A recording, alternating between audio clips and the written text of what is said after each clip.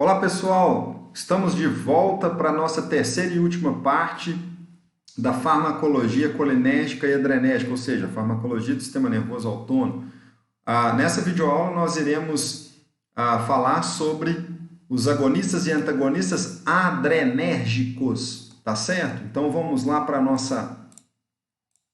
nosso material, né? Então vamos falar da farmacologia adrenérgica, agonistas e antagonistas adrenérgicos. Vamos lá, pessoal. Então, lembrando, né, pessoal, quem é o modulador endógeno no sistema nervoso autônomo simpático, principalmente a noradrenalina, que desempenha a sua modulação através da ativação dos receptores chamados receptores adrenérgicos, que são de dois tipos, alfa e beta. Nós temos o subtipo alfa 1 e alfa 2 e os subtipos beta 1, beta 2, beta 3. Em termos farmacológicos, o receptor beta 3 ele não tem uma importância, tá? Porque ele está envolvido ali basicamente com a quebra de gordura no tecido adiposo, mediante o disparo adrenérgico, da via adrenérgica, tá? Mas alfa 1, alfa 2, beta 1 e beta 2 tem uma grande importância, então, farmacológica. Então tá aí a distribuição dos receptores alfa 1, alfa 2, beta 1 e beta 2 e as respostas mediadas pela modulação da noradrenalina e dos agonistas quando esses receptores são ativados. Vamos lá, pessoal. A farmacologia adrenérgica é bem tranquila, bem mais tranquila do que a colinérgica, né, em termos de informação. Então vamos falar sobre algumas questões pontuais aqui dessa via adrenérgica. Vamos lá. Os agonistas adrenérgicos, pessoal, eles podem ser classificados como agonistas adrenérgicos de ação direta, ação indireta ou ação mista. Os de ação indireta, assim como nós falamos lá dos agonistas colinérgicos, né, são aqueles que desempenham seu papel por se ligarem e ativarem diretamente os receptores alfa ou beta, certo? Produzindo então aqueles efeitos semelhantes aos efeitos mediados pela adrenalina e noradrenalina, que são os moduladores endógenos, tá? Então, quem são os agonistas adrenérgicos de ação direta? A própria adrenalina, que pode ser utilizada aí em casos de emergência de choque anafilático, de parada cardíaca, né? A noradrenalina também, o isoproterenol, a fenilefrina, que é um fármaco aí que está presente em associações de descongestionantes nasais, utilizado aí para congestão nasal, dobutamina, que tem uma utilização importante também a nível hospitalar, metoxamina, clonidina, né, que tem uma ação inclusive antihipertensiva, tá, por atuar a nível de receptor alfa 2 do sistema nervoso central, metaproterenol, né, orcipreenalina, terbutalina, né, que a terbutalina, salbutamol e albuterol tem um mecanismo aí parecido, né? O salbutamol é um clássico fármaco adrenérgico beta 2 seletivo utilizado no tratamento da asma, por exemplo, para condições respiratórias, né? Então esses aí são os principais, tá? De ação indireta são aqueles fármacos que não ativam diretamente os receptores pós-sinápticos, mas estimulam, né, uma maior liberação de noradrenalina, né? Então as anfetaminas, por exemplo, têm esse papel. Vou dar um exemplo para vocês de anfetaminas utilizadas terapeuticamente. A Ritalina, né, em nome comercial, o princípio ativo da Ritalina, que é o metilfenidato, um fármaco utilizado aí para o tratamento do déficit de atenção e hiperatividade, atua nas bases do agonismo adrenérgico de ação direta, porque é um fármaco que estimula uma maior liberação de noradrenalina, tá? E a tiramina também, que é um composto aí muito presente em queijos envelhecidos, né, embutidos, etc., que tem essa ação também, tá? E os de ação mista são os que ativam os receptores adrenérgicos na membrana e causam também a liberação na membrana pós-sináptica, né, e também causam a liberação de noradrenalina, né? Alguns exemplos aí, a efedrina e o metariminol, né, a efedrina como principal, tá certo? Ok. Quais são os usos clínicos dos fármacos adrenérgicos, pessoal? Na parada cardíaca, a adrenalina é utilizada. Nas reações anafiláticas também, a adrenalina é utilizada, né? Desculpa. A reação anafilática ela é uma manifestação alérgica grave que pode levar a uma condição clínica chamada de angioedema, que é o edema de glote, é o fechamento de glote, que o paciente tem uma dificuldade ali respiratória e pode virar óbito por parada cardiorrespiratória. Então a adrenalina melhora todo esse perfil, né? Do edema de glote, etc. Na asma, né, o salbutamol, salmeterol, terbutalina, o próprio fenoterol, né, o fenoterol é importante, né? Eu não tinha colocado o fenoterol aqui, eu vou até colocar o fenoterol aqui, né? Fenoterol, que é um agonista adrenérgico de ação direta, beleza? Vamos voltar, o fenoterol também muito utilizado aí no contexto do tratamento da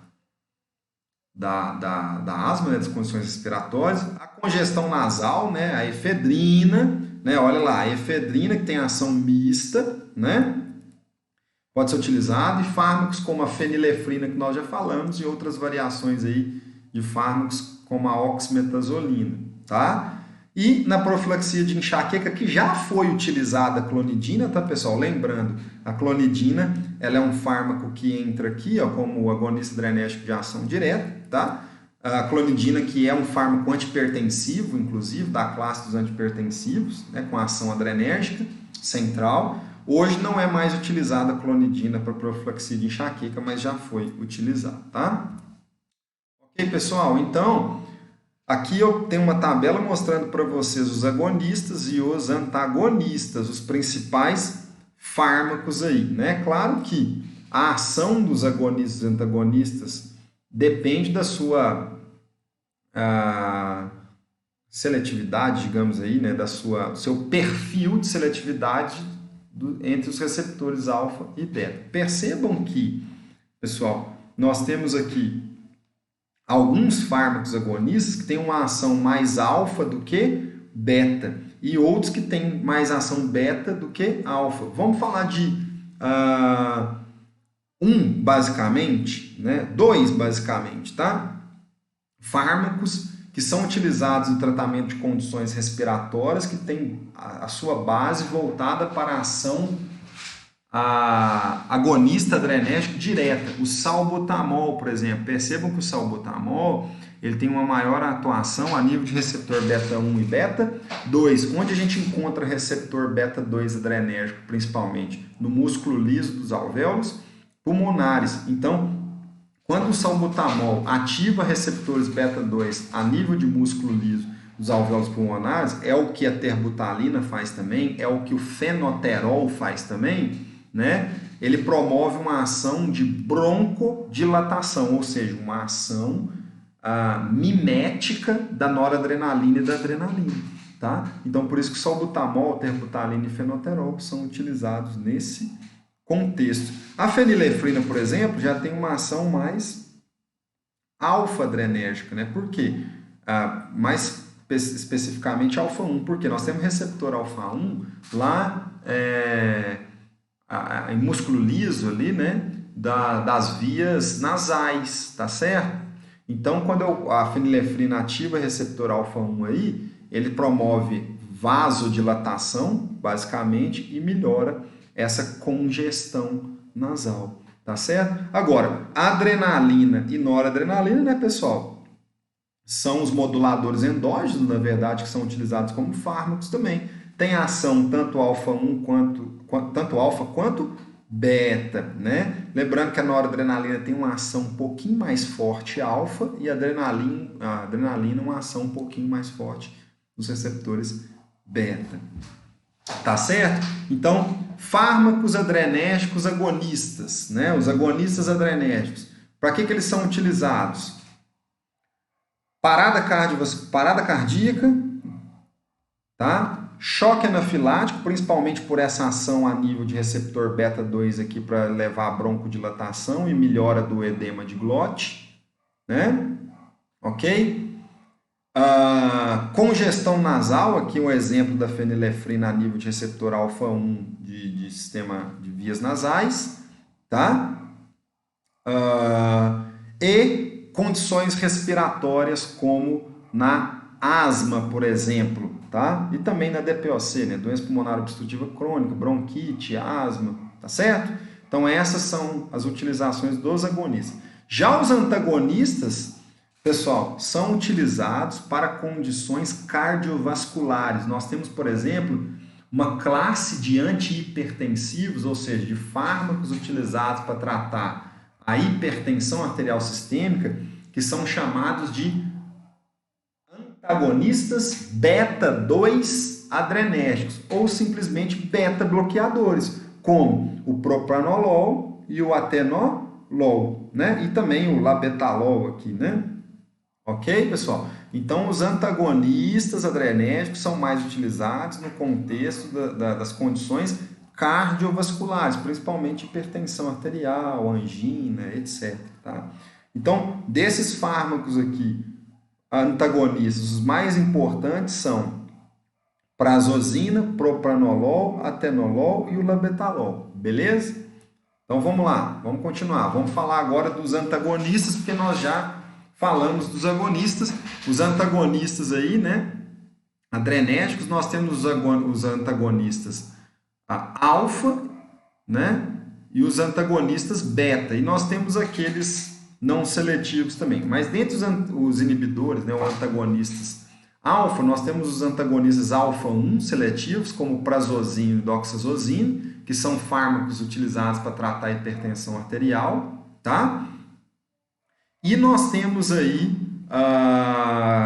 os antagonistas beta-adrenérgicos seletivos, né? Então nós temos os beta-adrenérgicos não seletivos e os beta-adrenérgicos seletivos para o bloqueio de receptor beta-1, como o metoprolol e o atenolol, né? Os não seletivos bloqueiam tanto beta-1 quanto beta-2, né? Propanolol, timolol e o carvedilol são os principais. Para que eles são utilizados? Tratamento da cardiopatia isquêmica, hipertensão arterial e arritmias cardíacas. Esses fármacos, pessoal, eles são, então, os antagonistas adrenérgicos utilizados para o tratamento de condições do sistema cardiovascular, como, por exemplo, a hipertensão arterial e arritmias cardíacas. Isso porque eles conseguem restabelecer a ritmicidade cardíaca, diminuir força de contração e frequência cardíaca, diminuindo o débito cardíaco, diminuindo também resistência vascular periférica e, consequentemente, diminuindo pressão arterial. Beleza, então é isso aí em relação, pessoal, aos fármacos que atuam como adrenérgicos, né, no nosso sistema nervoso autônomo simpático. Espero mais uma vez que vocês tenham gostado da aula, né? Não deixe aí de seguir as minhas redes sociais, o canal lá do YouTube, né? Façam a sua inscrição, aproveitem bastante o tempo, se organizem, estudem. E até uma próxima videoaula, pessoal. Bons estudos. Tchau!